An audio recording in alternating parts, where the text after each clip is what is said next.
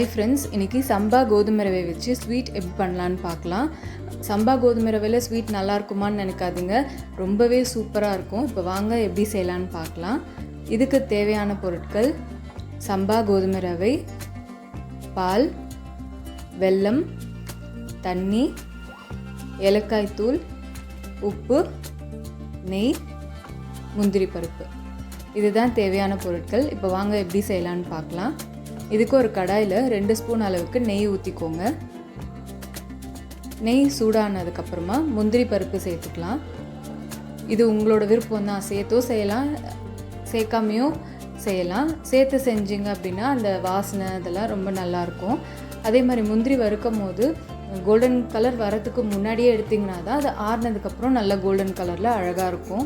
நீங்கள் கரெக்டான கலரில் எடுத்திங்கன்னா வெளியில் எடுத்து வச்சோன்னா அது அந்த சூட்லேயே வந்து தீஞ்சிரும். அதனால் பார்த்து அழகாக வறுத்து எடுத்து வச்சுக்கோங்க. இப்போ அதே நெய்யில் 1/2 கப் அளவுக்கு சம்பா கோதுமை ரவை போட்டு அதையும் நல்லா வறுத்துக்கலாம். லோ ஃப்ளேம்லேயே வச்சு வறுத்துக்கோங்க. நல்லா வறுபட்டுடுச்சுன்னு எப்படி கண்டுபிடிக்கலாம் அப்படின்னா, இந்த மாதிரி வெள்ளை வெள்ளையாக இருக்கும் அந்த ரவை, நல்லா அந்த நெய்யில் வந்து ரோஸ்ட் ஆகிருக்கும். இப்போ அதையும் தனியாக எடுத்து வச்சுருங்க. இப்போ அதே கடாயில் 1/2 கப் அளவுக்கு தண்ணி சேர்க்க போகிறேன். அதாவது 1/2 கப் ரவைக்கு 1/2 கப் தண்ணி, 1:3 அளவு. இது கூட 1/2 கப் அளவுக்கு பால் சேர்த்துக்கோங்க.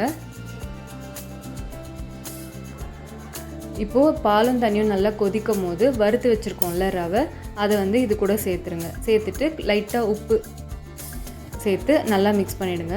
பால் சேர்த்துருக்குமே உப்பு சேர்க்கலாமா அப்படின்னு நினைக்காதீங்க, சேர்க்கலாம், திரிஞ்சுலாம் போகாது. இப்போது இதை நல்லா மிக்ஸ் பண்ணலாம். இப்போ தண்ணி பால்லாம் அதிகமாக இருக்க மாதிரி இருக்கும், கொஞ்சம் நேரத்தில் இது நல்லா அப்சர்வ் பண்ணிக்கும். இப்போ பாருங்கள், நல்லா திக்காகிடுச்சு.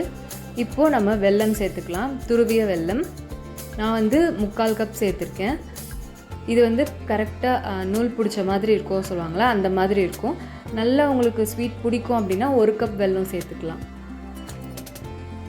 இல்லை ரொம்ப கம்மியாக சாப்பிடுவேன்னா 1/2 கப் சேர்த்துக்கலாம். இதில் வந்து மண் தூசெல்லாம் எதுவும் இருக்காது, அதனால் நான் அப்படியே துருவி சேர்த்துருக்கேன் பாகு வெல்லம். சப்போஸ் நீங்கள் வாங்குகிற வெல்லத்தில் டஸ்ட் ஏதாவது இருக்குது அப்படின்னா தனியாக கொஞ்சம் தண்ணி ஊற்றி நல்லா கரைச்சிட்டு வடிகட்டி இதில் சேர்த்துக்கோங்க. இப்போது நல்லா வந்து வெல்லத்தோட பச்சை வாசனை போகட்டும். அது கூடவே 2 ஸ்பூன் நெய் சேர்த்து அதையும் நல்லா மிக்ஸ் பண்ணி விடுங்க.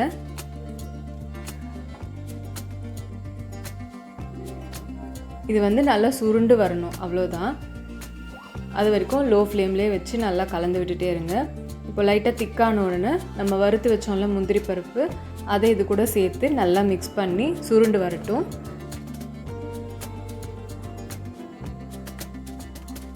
பாருங்கள், நல்லா வந்து சுருண்டு வந்திருக்கு. இந்த மாதிரி வந்துச்சுனாலே போதும். நல்லா அந்த கேசரிலாம் வர மாதிரி வர வேண்டாம்.